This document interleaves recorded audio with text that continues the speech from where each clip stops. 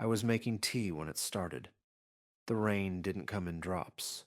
It came in thumps, wet, dull slaps against the window. I remember the first sound clearly. It wasn't delicate like normal rain. It was heavier, like someone was throwing raw meat at the glass. Outside, the sky looked wrong, sickly yellow-green, the kind you see before a tornado, but with clouds that looked swollen, bruised from the inside. Then I saw the first one. It landed on the patio table, white, fat, and twitching. A maggot, at least 3 inches long. Another landed, then another. Within seconds, they were falling in waves, bouncing off cars, crawling across sidewalks. It was raining them. I stood at the window, tea forgotten in my hand, just watching. I didn't understand what I was seeing. Who would? The storm didn't make a sound. That's what got to me. No thunder, no wind, just the wet slap of falling bodies and the high-pitched hiss of them writhing over everything. Like the world had a rash and it was trying not to scratch. By noon, my street was coated. Every surface was alive with them. The road looked like it had grown white fur. Some were still squirming. Others lay still, oozing clear fluid. Crows came down to peck, at first, but after one tried, it didn't fly away. It flopped, then lay still. I locked the door. I live alone. No kids, no pets, just me and the tea, and the occasional patient file I bring home to proof. I tried to distract myself, read, watch the news, but every channel was showing the same thing. Unusual rainfall. Eastern counties under advisory. Advisory. As if bug rain was a mild inconvenience. As if they weren't already crawling into gutters, into gardens, into the cracks in houses built before central air. I stood at the window most of the afternoon, watching the neighbor's golden retriever bark and bark until it rolled on the lawn and didn't get up. I don't know if it died. I didn't go out. I didn't want to know. It wasn't until almost 4:30 p.m. that my phone rang. Private hospital line. I stared at it for a moment before I answered. A part of me didn't want to pick up. Doctor. Harrow. Speaking. We need you at St. Audrey's. It's, The voice on the other end, a new intern I barely recognized, sounded breathless, strained. It's an intake issue. The ER's full. People are showing up with some, skin issues. Lesions. They're saying they touched the rain. He paused. Some of them say it's inside them. I didn't speak after he said it.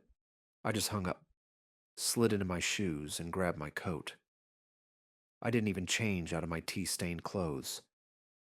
Something about the rain outside made me think that taking extra time felt wrong, like it knew how long I stood there.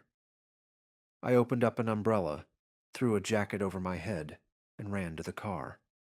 The driveway was slick with slime. The maggots were still falling, less now, but enough that I could hear them plopping onto the windshield, like engorged leeches dropped from a height. I turned on the wipers, and they smeared. Strings of clear, sticky fluid stretched like mucus across the glass. St. Audrey's looked like hell had parked in front of it. The ambulance bay was full. Stretchers were being rolled through the side entrance, some with people thrashing under blankets, others very still. Security had draped tarps between entrances to shield people from the rain. It looked like a makeshift war zone. Plastic flapping, bright orange cones, flashing hazard lights under a sky the color of pus. One of the nurses met me at the service door with a mask and a poncho. They keep coming, she said. Some just have rashes.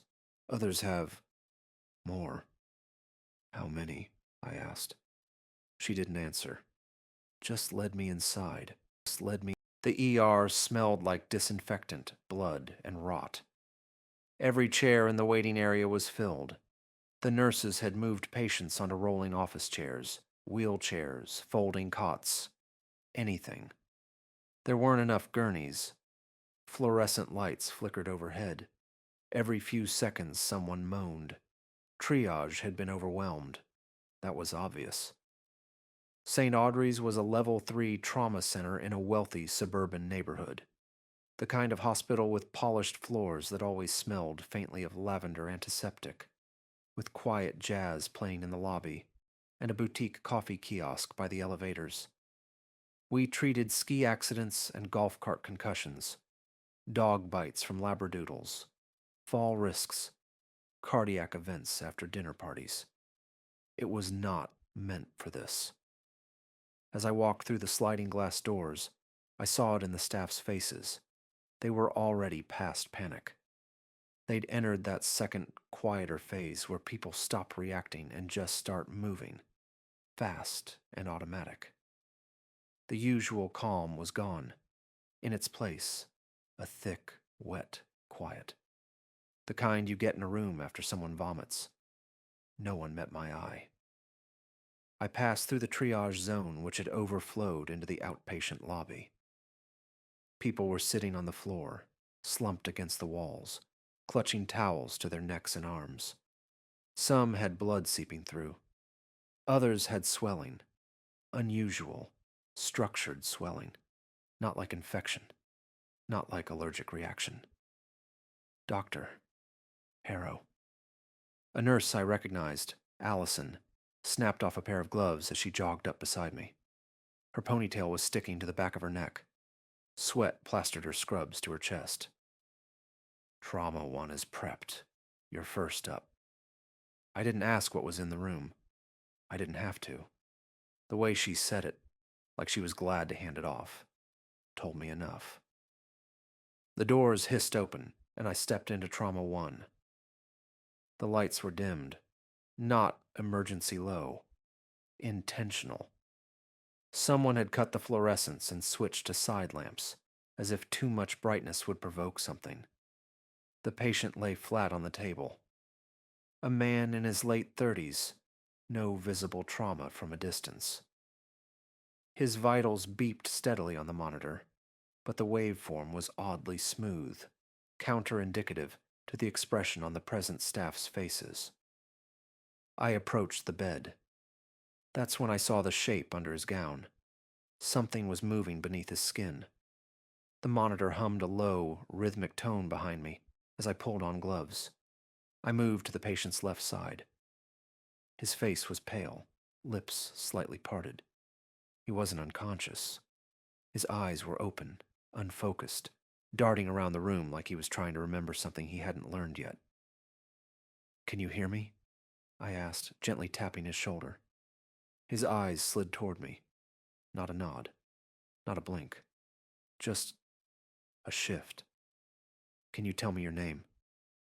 His mouth opened a little wider, but no sound came. Just a dry click of the tongue, like the start of a word that never formed. I pulled the gown down from his chest, and I froze. The skin wasn't just swelling, it was stretching. Dozens of long, thin ridges had formed along his sternum, raised seams beneath the flesh, spaced almost symmetrically, like rebar under concrete. They moved, not pulsing, not with his heartbeat, independently. Tiny waves rippled across his ribs like something was crawling inside him, shifting from one space to another in slow, deliberate paths. I reached for the ultrasound probe on the cart beside me, pressed it against his side, and glanced at the monitor. No image, just static. I adjusted the contact, checked the settings. Still nothing. No shadow, no fluid, no anatomical signature at all, as if his insides weren't there anymore. "Try a different angle," Allison whispered behind me. I didn't realize she'd entered. I nodded and moved to the patient's abdomen. Just before I applied the probe again, his stomach twitched. Not a spasm. A recoil, like it anticipated the touch. When I pressed the probe down, the man suddenly arched his back. His eyes went wide. His mouth dropped open, and from deep in his throat came a wet, gargling choke. A single maggot spilled from between his lips. It stretched long, far longer than it should have been able to fit in his throat, slick and trembling, its pale body anchored to something deeper inside. It didn't fall. It hung, suspended, still connected. The monitors began to beep erratically. His pulse spiked, blood pressure plummeted. I reached for the forceps, but before I could grasp it, the maggot snapped back, slithering down into his mouth and out of sight with a slick, muscular slurp. He went still. Vitals flatlined for 2 full seconds. Then, slowly, everything stabilized again. The waveform returned, steady, almost too steady. I stared at the man's chest. The ridges beneath his skin were moving again, only now they looked more defined, like bones. Before I could get too lost in my thoughts, a code blue alert rang out from Trauma Bay 2. I dropped my forceps and rushed over to assist. Trauma 2 was already prepped when I stepped into the hallway. Allison followed close behind, walking fast but not speaking. She kept pulling at her sleeves, nervous tick. The mask on her face was damp with breath. I could hear it fluttering every time she exhaled. We reached the door. She stopped me with one hand. This one came in 20 minutes ago. Delivery driver. No prior conditions. Stage of exposure? She hesitated. You'll see. The room was colder. Someone had cranked the AC or pulled in a standing unit. Trying to slow metabolic rate, I guessed. But the cold didn't help. The man on the table was wrong. His skin looked translucent, stretched tight, like something inside had inflated him from within. He was breathing, shallow, rapid. His eyes darted wildly in their sockets. They were still human, still brown. But every few seconds the left one rolled up and locked, like something inside was pulling it to look at the ceiling. His arms had been restrained. I asked why. He kept trying to dig at his throat, said the attending nurse, voice low. We had to sedate him twice. I approached slowly. From the foot of the bed, his legs looked elongated, not swollen, not broken. Elongated. The knees bent differently, less of a hinge, more of a soft curve. His feet twitched, heel up like a bird resting mid-step. I walked to his side. That's when I saw the chest cavity. It had split, not through laceration. The sternum had spread open gently, like a pair of doors. Rib cartilage had been softened, peeled apart. The skin over it had not torn. It had adapted, grown wider, thinner, like it was supposed to accommodate the change. Inside the cavity, instead of viscera, there was something else. Filaments, like tendons strung into a new shape. Pale gray, glistening, stretching from rib to rib like a web, but not chaotic. It was ordered, organic, but planned. Symmetry, structure. Where's his heart? I asked. The nurse swallowed. There's no cardiac function. But he's alive. He's not flatlining. But there's no pulse. I stared into the cavity. Something was moving inside, beneath the filaments. I leaned in closer. That's when I realized they weren't just tendons. They were worms. Pale, pulsating worms, branching outward from a central nodule where the heart should be. A pulsing, jelly-like mass that slowly breathed on its own, expanding, contracting. As a trauma surgeon, we're trained in how to react to the shocking and unusual. Mass casualty events, grotesque trauma, horrific abuse. Those I know how to handle. You go into autopilot, trained instincts taking over. This, however, had me breaking out in a cold sweat. I backed away slowly. I didn't know what I was seeing. I didn't know how to wrap my mind around the impossibility in front of me. All I could think was, this wasn't destroying. It was replacing, creating something new. Before I could step away from the table, the man twitched. Not a seizure, not random. A single, deliberate movement. His right hand curling inward, tendons pulling tight like a marionette string, had been tugged from deep inside his wrist. Then his head turned, slowly, too slowly. Vertebrae in his neck shifted with soft, wet clicks, as if they were loosening, not rotating, but repositioning. His gaze snapped toward me. The restraints creaked. His fingers spasmed again, and this time, the skin on his forearm rippled, like something underneath was squirming just beneath the muscle. I could see the outline of it. A long, thin mass coiling from elbow to wrist, like a second tendon grafted inside. He was trying to sit up, not with effort, with coordination. Like the body knew what it was doing, even if the man inside didn't.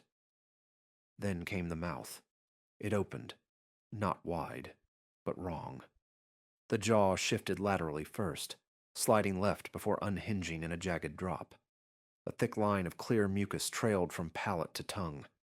And then, his tongue lifted, not on its own. A maggot was pushing up through it. It had burrowed out from inside, stretching the tongue like a sheath as it rose from the throat, coiling in the air, pale, veined, pulsing, not gasping for air, tasting. The patient's body went stiff.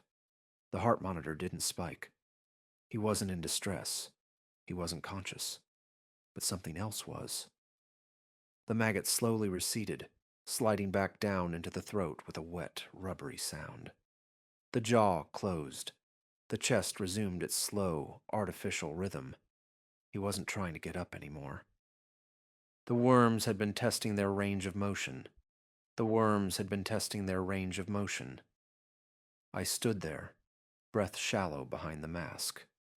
I'd seen trauma, gunshot wounds, motorcyclists peeled off pavement, a man impaled through the mouth with a piece of rebar who blinked at me while I suctioned blood out of his sinuses. But this was anatomy used wrong, rewritten. I tried to speak, to tell Allison to call for sedation again, maybe prep a neuroconsult, but the words lodged in my throat. My own body felt too tight, like I'd forgotten how to speak in the language of the living. The patient's limbs twitched again, this time just once, testing reflexes, retaining the motion, cataloging. A scream rose down the hallway. Another trauma room. I forced myself to move, peeled off the gloves with shaking hands, tossed them in the bin, back toward the door like I was leaving a tiger's cage, half expecting it to lurch upright and follow. But it didn't. It lay still on the bed, chest rising and falling with perfect, practiced rhythm, like it was waiting for something. The scream cut off before I hit the hallway. You don't walk in the ER. You run. I ran faster than usual. Allison was right behind me. No questions this time. Just footsteps pounding the tile floor as we rounded the corner toward Trauma 4. The door was wide open. 2 nurses stood just outside, pressed against the walls, wide-eyed and breathless. One was bleeding, a deep gash across her forearm, a thin line of red trickling to her wrist. "Did he hurt you?" I asked, already brushing past them. "No, he didn't touch her," the other nurse said. "Not directly." Inside Trauma 4, the lights were flickering. The patient on the table was stripped to the waist, his restraints torn at the straps, not broken, just unfastened, cleanly. He was kneeling on the floor, upright, head bowed, arms spread slightly at his sides, palms facing up, like in prayer. The gurney was overturned behind him. His skin was glistening, not with sweat, not blood. "Exudate," That pale, sticky fluid tissue leaks during severe infection or burns. But there were no burns. His torso had opened. Not a surgical wound, not a tear.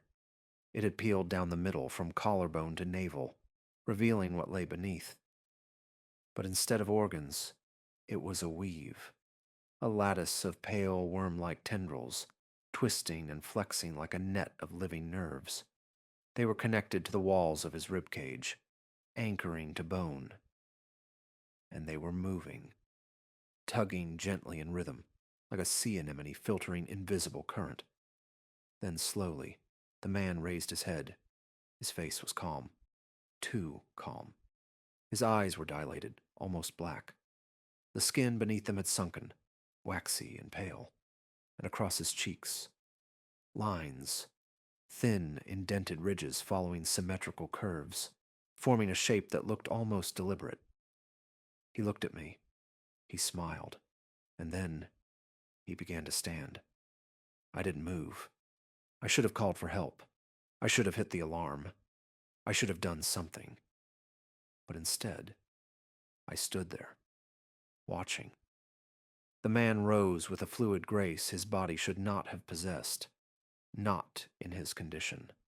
Not with the ribcage open and that thing still threading in and out of his tissue like a loom of pale, living cords. He stood without effort. No hesitation. No pain. The muscle groups fired in perfect coordination, as though he'd rehearsed this motion in secret while sedated. His arms hung loosely at his sides. The skin of his torso sagged slightly where it had peeled open, but he didn't try to close it. He didn't need to. The worms inside him were already stitching new lines, fine threads pulling together at the base of the sternum like zip ties in reverse, but they weren't closing a wound. They were tightening a structure, a system.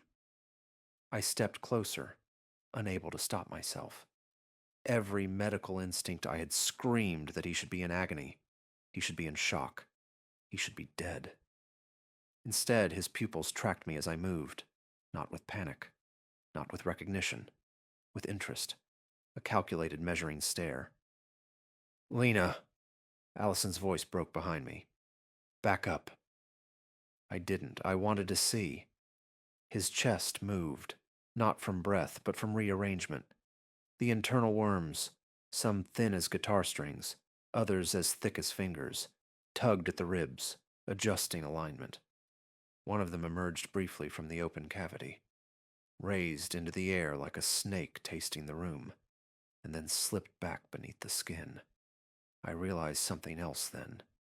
They weren't just inhabiting him, they were wearing him. Like a suit they were tailoring from the inside. His jaw twitched, and for a moment I thought he might speak.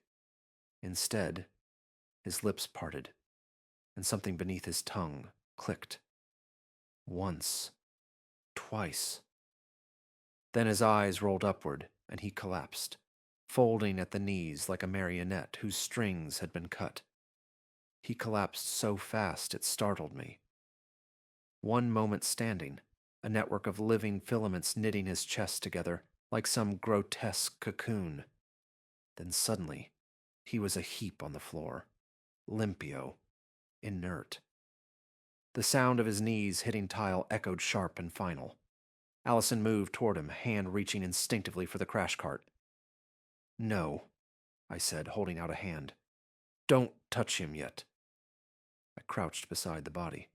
There was no blood. His torso was still open, skin folded outward like flaps of soft leather. The worms, they were gone. Every single one. The inner cavity was empty. Clean, even. No viscera, no filaments, no nodule where his heart should have been. Just absence, as if they had never been there at all. I gently pressed a gloved hand against his carotid. No pulse. Then I checked his arm, peeled back the chart clipped to the gurney that lay overturned beside him. Type 2 diabetes. He was on metformin, blood pressure elevated, a 1C/9. I opened the eyelids with my thumb, pale, clouded, dead. And yet, his throat convulsed. I jerked back just as something thick and wet slid up from his mouth. A cluster of worms, 3, maybe 4, emerged slowly, tangled together like a knotted umbilical cord. They didn't wriggle or stretch. They just oozed out, dropping to the floor with a soft, pulpy sound. Then they began to move away, not blindly, purposefully. They slid toward the wall, around the corner, toward the next room. They had abandoned him. I turned back to the body.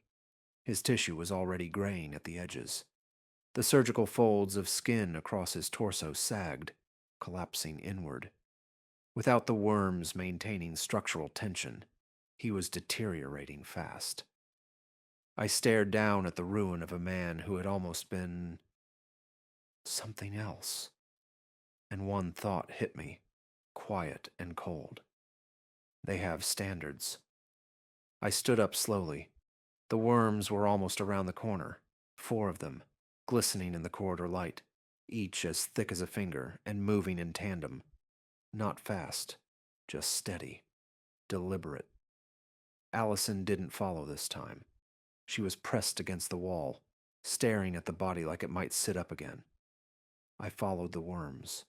They trailed a faint smear across the tile, clear, mucus-like, tinged with the faintest yellow. Their bodies bent ever so slightly at the front, like they were smelling their way forward, not aimless, not confused. They knew where they were going. Kept my steps silent, just far enough behind not to cast a shadow. No one else was in the hallway. Whatever had drawn that scream earlier, whatever storm of triage had passed through, this wing was dead quiet now. The worms reached a door. Pediatrics. Number my throat tightened. The isolation wing had been expanded temporarily for overflow triage. The door had a quarantine tag laminated and taped to it, red marker across it in rushed handwriting. Unstable. Stage 3. Do not enter alone. I should have stopped. I didn't. I pressed the intercom. Doctor. Harrow. I'm observing from corridor B7, entering quarantine 3. No one replied. Of course they didn't. The worms squeezed under the door. They didn't struggle. The gap between the frame and floor was barely wide enough for a sheet of paper, but they flattened, lengthened, like string pulled taut, and slipped through. I swiped my badge and stepped inside. The light was low. The air, hot and wrong, heavy with rot, salt, and something sterile, like old plastic. There was only one bed, and in it, something was waiting. Not a person, not anymore. The form under the sheet was humanoid, broad-shouldered, long-limbed, but the proportions were off. Arms too long, torso too short. Head tilted back at an unnatural angle, jaw slack like it had forgotten how to close. The worms squirmed across the floor toward the edge of the bed, then stopped, like they were presenting themselves, and the thing in the bed sat up. No struggling, no groaning, just a smooth, deliberate motion, spine unfurling like a spine never should. It looked at me. Not at me exactly. Through me. And then it extended its hand. Not in attack. Not in fear. In welcome. The hand stayed outstretched, not toward me. Not as a threat. Toward the worms. They responded immediately. The largest of them slithered to the base of the bed and curled upward, lifting itself like a cobra, its head swaying side to side before pressing into the figure's palm. The others followed, crawling up the arm in unison, bodies pulsating with slow, deliberate movement. They didn't burrow. They slipped in. One by one they sank into the flesh, vanishing beneath the skin as if it were water. No blood. No wound. The tissue accepted them like a key slipping into a lock, and the figure began to change. At first, it was subtle. a flex of muscle beneath the clavicle, a popping sound in the shoulder, like bone dislocating and resetting. Then the torso arched, the ribcage expanded, not with breath, with purpose. Skin along the back stretched taut, then split in a clean line from spine to scapula. Not torn, unzipped. A second pair of limbs began to push out, half-formed arms, thin and slick, like a fetus caught mid-development. The fingers ended in tapered nubs, twitching.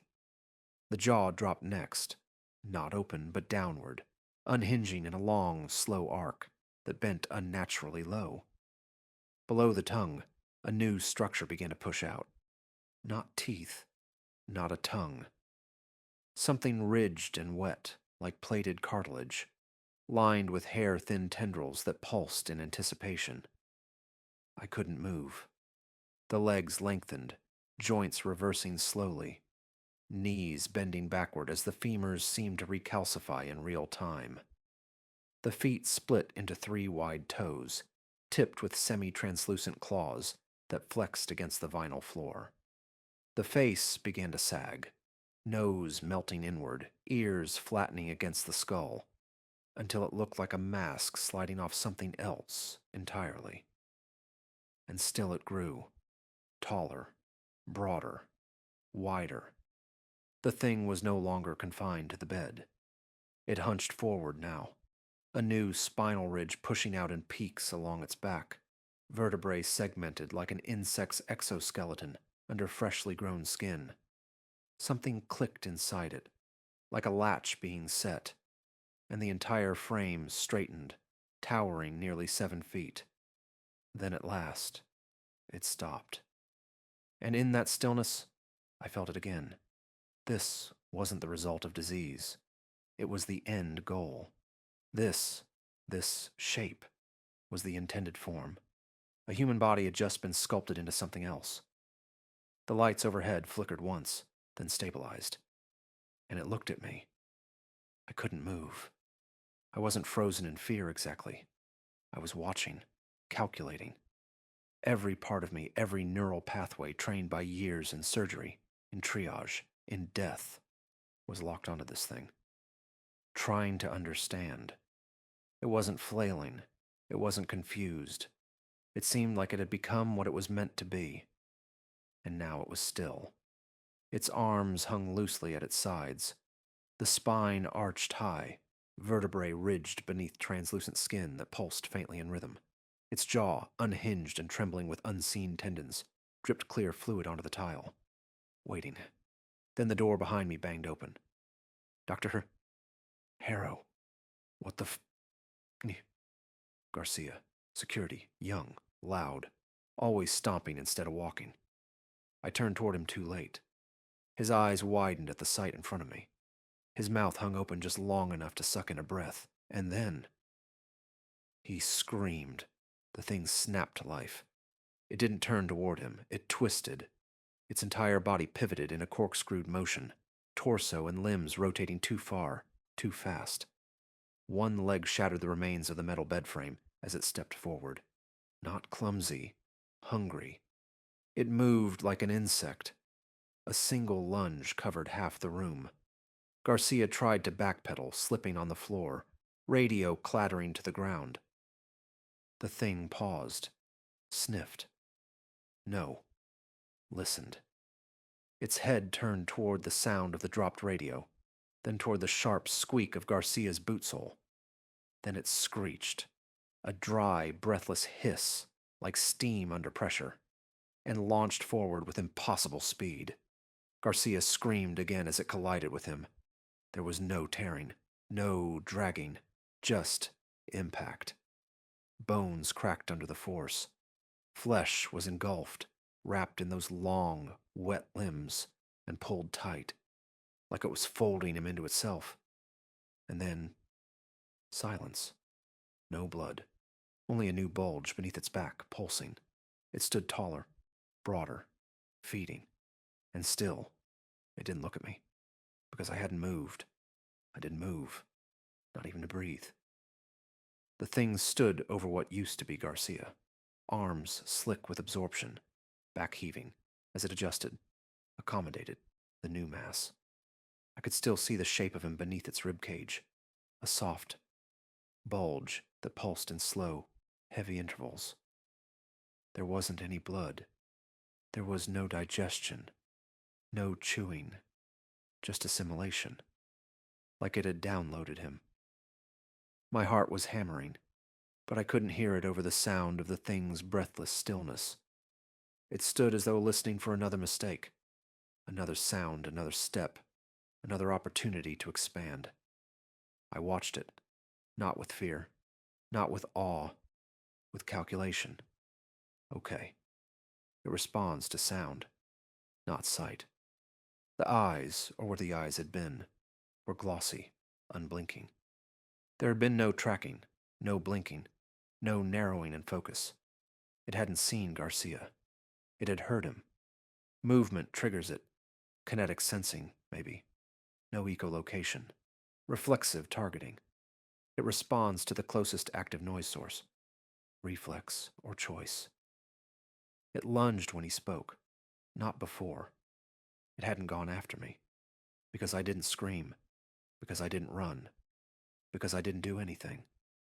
My hands were still at my sides, knees locked, breathing controlled, no sudden movement. Which means it's hunting, yes. But it's not mindless.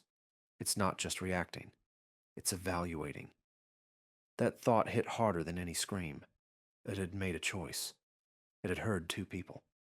And it had picked the easier one. Garcia had no use, just mass. But I was still standing, still breathing, still watching. Was it sparing me? Number, it was saving me. I swallowed. Hard. It needs biomass. That was the word that kept echoing through my head. Not flesh, not victims. Biomass. Like fuel, like clay, raw material. I wasn't prey. I was inventory. It wasn't looking at me. It wasn't doing anything but standing there, digesting, for lack of a better word. The pulsing mass along its spine twitched softly with every shift in posture, as if it were distributing what it had taken from Garcia. I couldn't wait. If it finished whatever process it was performing, I didn't want to see what came next. I took a breath through my nose. Slow. Measured. My left foot slid back half an inch. The tile didn't squeak. Good. Heel first. Then toe. Shift weight in the knees. No bounce. No stomp. I moved again. Another half step. The creature didn't react. Its spine curled slightly inward, almost as though relaxing. The outer skin, if it could be called that, was becoming more translucent. I could see movement inside, not random, mechanical, like parts shifting in a sealed chamber. It's not just feeding. It's growing, rebuilding, repacking its own interior. I reached the door. 3 more steps. I kept my eyes on the floor. I didn't dare break the line of motion. Any sudden change, any stumble, and I'd be next, folded into that thing's ribcage and converted into another unit of biomass. 2 steps. The door was half ajar from Garcia's entrance. I pressed my fingers against the edge, not the handle, the metal frame. I pulled. Slow. Silent. The seal peeled back with a soft hiss of air. One final step and I crossed the threshold. The door eased shut behind me. Click. I stood in the hallway, not breathing, hands still on the frame. My knees trembled beneath me for the first time since this started. I had made it out. I didn't know for how long. The hallway was empty. Not quiet. Silent. The kind of silence hospitals only get during night shift power outages, or when something has gone deeply, irreversibly wrong. I started walking, slowly at first, then faster, keeping to the edges, eyes flicking toward every corner and open doorway. I passed the trauma rooms I'd visited earlier. 2 were empty now. The beds were gone. So were the patients. I didn't let myself think about it. Nurse's station. That was my next best bet. I ducked through the south wing and followed the hall to the central hub, where admin, security, and records overlapped. The floor was sticky, not blood. Something thinner, greasier. My shoes left faint suction sounds I couldn't fully silence. When I turned the corner, I saw movement. I froze. It was a figure, hunched over one of the nurse's terminals. Scrubs. Female. Shoulders trembling. "Allison," I whispered. The figure turned. Not Allison. Eyes missing. The skin around them had folded inward as though they'd never existed. Just smooth sockets twitching beneath the surface. Her jaw opened and closed like a gasping fish. Her hands were still typing on the keyboard, fingers coated in clear mucus. But the screen was off. I took a step back. The movement caught her attention. She sniffed the air. I didn't wait. I turned and ran. I darted into the stairwell, lungs tight, every step ricocheting in the concrete echo chamber. Behind me, I heard wet footsteps slapping the linoleum. Not a scream, just pursuit. I slammed through the next door and into the second-floor surgical corridor. Empty again. That's when I saw the comms panel. Emergency intercom. I lunged for it, slapped the activation switch. "Doctor. Harrow. Any staff who can hear me, respond. We have escalating biological containment failure in trauma and isolation wings. Patients have undergone total anatomical reformation. Do not engage." I paused, then added, "They don't hunt by sight." Static buzzed in return. Then, "Doctor. Harrow. Where are you?" A voice, familiar. "It's Ben. Radiology." "Ben." I pressed into the intercom again. "Where are you?" "Basement hallway near MRI. Power's flickering. I've locked myself in the tech closet." "Stay there. Don't move. Don't make noise. I'm on my way." I didn't wait for a reply. I moved. Back through the surgical wing, down 2 flights, into the bowels of St. Audrey's, where the ceilings dipped lower, where every hallway buzzed faintly with fluorescent exhaustion. The basement was colder. I ducked beneath a partially collapsed light fixture and followed the main hallway toward MRI. The usual hum of the machines was gone, replaced by a low thrum. Not electrical. Subdermal. Like something pulsing behind the walls. I found the tech closet door. Knocked once. Light. "Ben," I whispered. "It's me."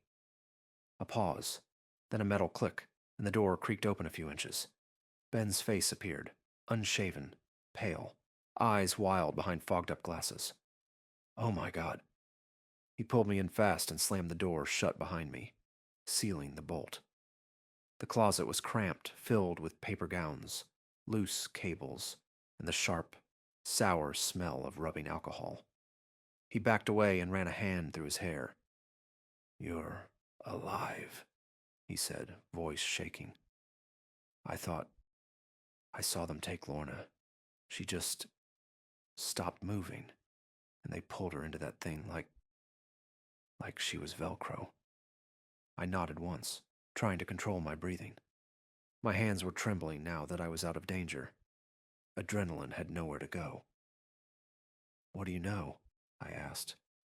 "Not much. Just what I saw." I was running scans when the first patient coded, and when I opened the door to get help. He trailed off. It wasn't him anymore. It was taller. Ribcage open. Spine like a fishhook. He started pacing the length of the closet, 3 steps end to end. It didn't see me. I froze. I was just standing there, holding the scan printout like an idiot. I studied him. Sweat-soaked shirt. No visible wounds. Pale, but no lesions. No signs of internal crawling. But I couldn't be sure. Not anymore. "Have you been in contact with the rain?" I asked. "No," he said quickly. "I came in on the early shift. I've been inside all day. No direct exposure." Anyone touch you?" He hesitated. Lorna grabbed my arm before she went under. "Skin contact." His face tightened. "Yeah." I studied his face for a moment. His pupils weren't dilated. No strange movement beneath the skin. No mucus film in the corners of his eyes. He was scared, tired, alive.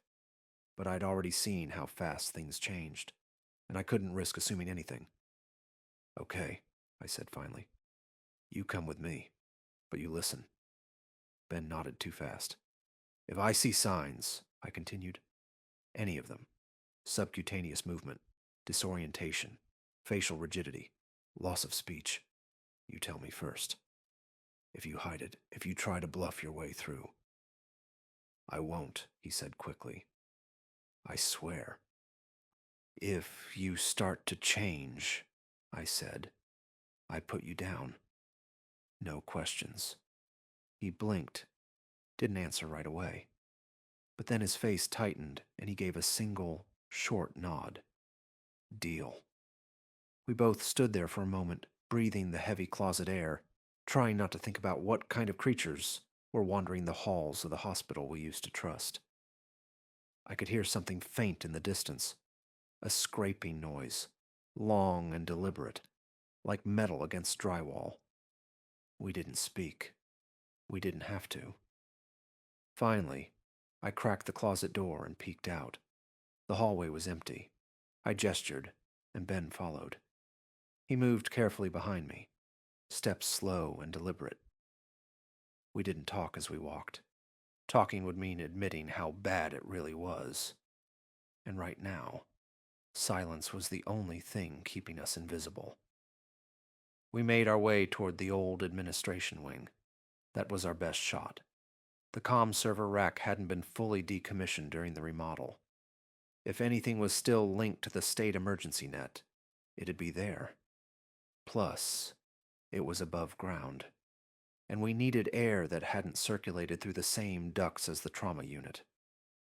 Ben stayed silent behind me, moving with the cautious urgency of someone who knows the floor might cave in beneath him at any moment. He kept one hand on the wall, trailing it along as if it grounded him. We passed radiology, then the imaging suite. The lights flickered, some out completely, others pulsing like they were breathing. "Wait," I said, freezing mid-step. There was something up ahead. Movement. But not from a person. The floor was covered in a slick film, glistening like oil. At first, I thought it was water damage. Then I saw the shapes. Eggs. Hundreds of them. Soft, pulsating sacs lining the baseboards, some the size of oranges, others as large as a football. Their skins were semi-transparent. Inside, I could see shapes curling inward, worm-like creatures tangled around each other in a tight fetal mass. It wasn't just one or two. It was the entire hallway. A nest. Ben cursed under his breath and staggered back a step. His boot squelched against the fluid coating the floor. I grabbed his arm and pulled him still. The eggs reacted. Not all at once. Just a shudder. Like a muscle twitching in its sleep. I held my breath.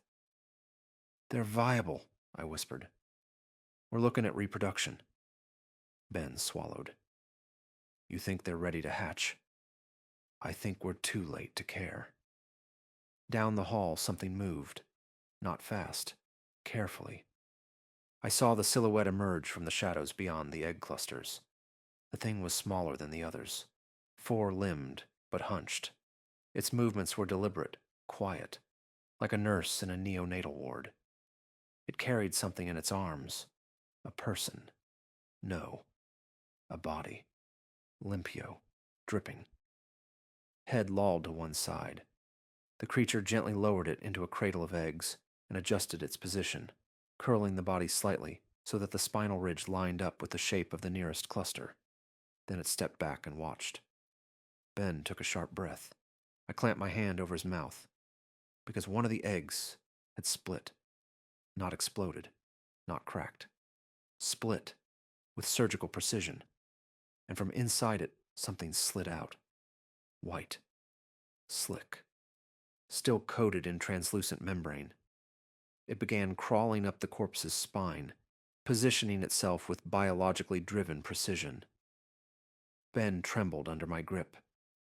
My heart was pounding so loud I thought it might echo through the tiles. We needed to get out. Quietly. Now I slowly pulled my hand from Ben's mouth. His breath was shallow, but silent. His eyes locked on mine. I nodded once. Move. We shifted in tandem, bodies crouched low, footsteps ghosting across the floor as we inched along the wall, keeping to the dry patches between egg clusters.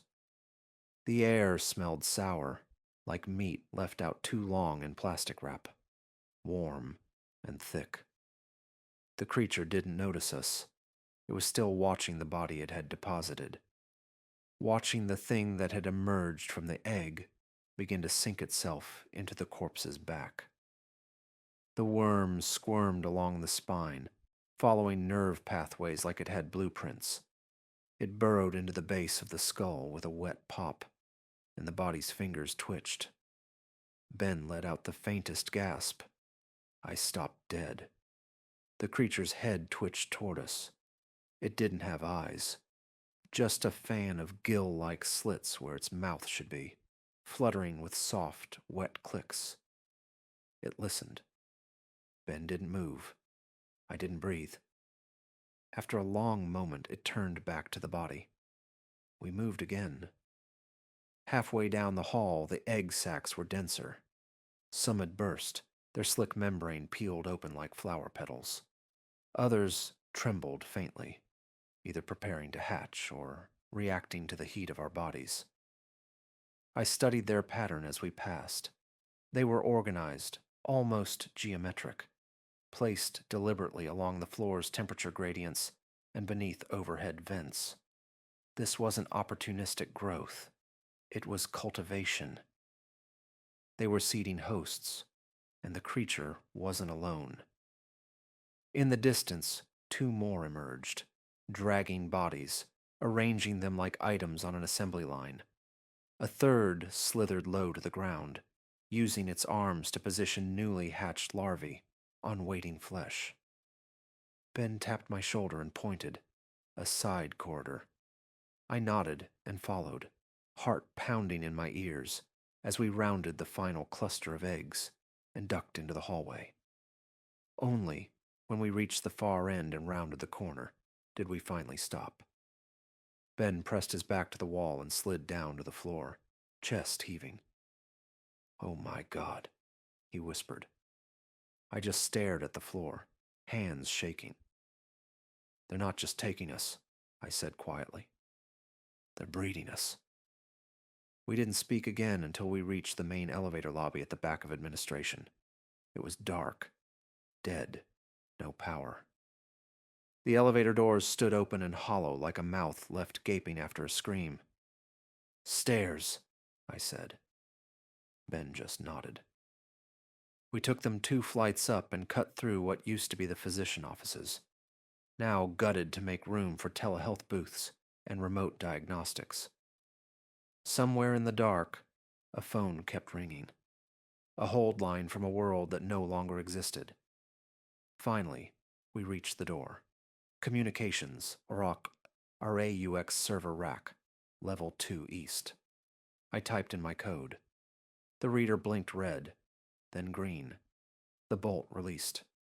We stepped into a room packed with towers of humming steel and flickering indicator lights. The temperature dropped instantly, server fans still running. Backup generator must be holding. "This is it," I said. "If we have any outbound uplink left, it'll be here." Ben moved to the secondary terminal while I powered up the admin console. Static. No direct line to the state hospital grid. But the VPN was still trying to handshake. The system was pinging dead nodes. Hospital after hospital, blinking offline. But one light stayed green. State Emergency Operations Center. Uplink pending. "Yes," I whispered. Yes. Come on." I keyed in my override credentials. Access granted. Transmission open. I leaned into the mic. This is Dr. Lena Harrow, St. Audrey's Medical Center, Level T-Grade Trauma Facility, East Wing. Biological event in progress. Unknown origin. Parasitic infestation. Transforms human hosts. Full morphological restructuring. Estimated 70 to 90% hospital compromised. Unknown rate of external spread. Ben turned to me. They'll never believe that. They don't have to believe it, I said. They just have to listen. Transmission sent. Waiting response. We stood in silence, watching the cursor blink. 30 seconds. 60. Then finally. Response received. SOC Unit 3. Stand by for instruction. Ben let out a breath he'd been holding for too long. Oh my God. We're not alone. But I didn't answer, because the screen started to flicker. The cursor jumped. The response text distorted, letters smearing like ink bleeding through wet paper. Lines of code began looping, not hostile, just wrong. The system stuttered. Lights on the server rack began blinking out of sync, like they were overheating. A deep, deep hum filled the room, not from the machines, from the walls. The overhead lights buzzed. The terminals glitched. Somewhere in the building, metal groaned like the frame itself was under pressure. I tapped the mic again. Repeat. This is Dr. Lena Harrow. Street Audrey's. Biological contamination. Uplink unstable. Can you read? Transmission failed, signal corrupted. Line interference. And then silence. Not even static, just dead air. Ben was staring at the monitor, pale. They didn't get it? He asked. I didn't answer, because the hum was growing louder, and beneath it, I could feel it now. A rhythm, not mechanical, alive. Something was coming. The hum deepened. Ben stepped away from the console. We have to go. I didn't argue. I shut down the terminal as best I could, cut the power manually. Maybe, just maybe, if they tracked signal strength, it'd buy us seconds. We slipped back into the hallway, easing the door shut behind us. The silence outside was thicker now, like the air itself had changed. We moved quickly, not running, but close. Each footfall felt louder than it should have, like the building had started listening. Ben broke the silence first. You think they were jamming the signal, interfering somehow? I shook my head. Number, I don't think they knew we were transmitting. I think their presence was enough to disrupt it. Electromagnetic, bioelectric, maybe even subsonic resonance. I don't know. I stopped near the stairwell and turned to him. But if they can collapse high-frequency transmissions just by existing, then we need something they can't drown out. He stared at me, realization dawning. Analog, he said. Shortwave, hand crank, something old. I nodded. Exactly. We're in a hospital, somewhere in here, maybe in the EMT bay or emergency overflow. There has to be a two-way radio. Hell, even a fireman's band scanner.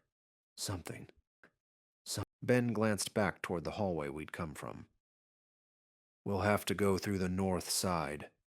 That wing was under renovation before this started. If there's old gear, it's in storage. Then that's where we go. We headed for the emergency overflow corridor, a forgotten hallway between radiology and the old EMT garage. The floor tiles changed color there, tan instead of white. Everything smelled of drywall dust and mildew, like a place paused in time and never resumed. The lights were dead. Only our flashlights lit the way, beams bouncing across cracked ceiling tiles and wheeled stretchers covered in plastic. I passed a long, abandoned supply closet with an outdated evacuation map on the door. There. Emergency comms inventory listed inside. Here. I pointed. Ben tried the handle. Locked. He pulled a paperclip from the pocket of his badge lanyard and knelt to work the mechanism. I kept watch, lights sweeping back and forth across the hallway. He got it open in 30 seconds. Inside, dust, a stack of old MREs, cracked flares, and at the bottom of a warped plastic crate, 2 portable field radios, manual dial, antenna fully intact. Ben's breath caught. "Do you think they still work?" "We're about to find out." The radio was heavy, military surplus, analog, scratched to hell. But it was beautiful. Ben wiped the dust from the frequency dial while I extended the telescopic antenna and set the power switch to manual crank. The soft click of old hardware coming back to life was the first real relief I'd felt in hours. We tuned in silence. The signal wheel creaked as Ben turned it, sweeping through static ghost hums and forgotten voices. Then, a pop. A whisper of something real beneath the white noise. Ben adjusted the frequency. "Repeat. This is National Guard Unit 17, responding to any survivors within Grid 321. Broadcasting on loop.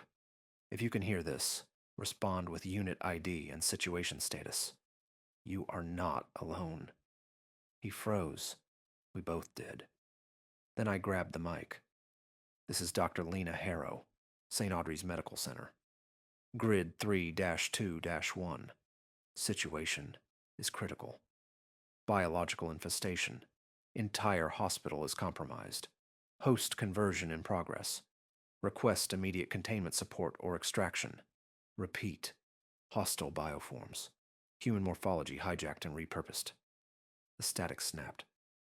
"Copy, Dr. Harrow. Say again. Host conversion?" Ben looked at me. I keyed the mic again. "Yes. Parasites are symbiotic organisms, are reconfiguring human tissue. Organs, limbs, nervous systems. We're not talking about infection. We're talking about rewriting. Purpose-built repurposing of biomass into new anatomical configurations." There was a pause. Then, "Jesus Christ. Hold position, Doctor. A response team is mobilizing. Repeat. Stay where you are. Maintain silence if possible. Do not attempt to move through exposed areas. Help is coming." Ben let out a breath like he'd been punched. I sat back against the wall, the mic still in my hand, pulse finally slowing. We were still inside hell. But now, at least, someone outside had heard us scream.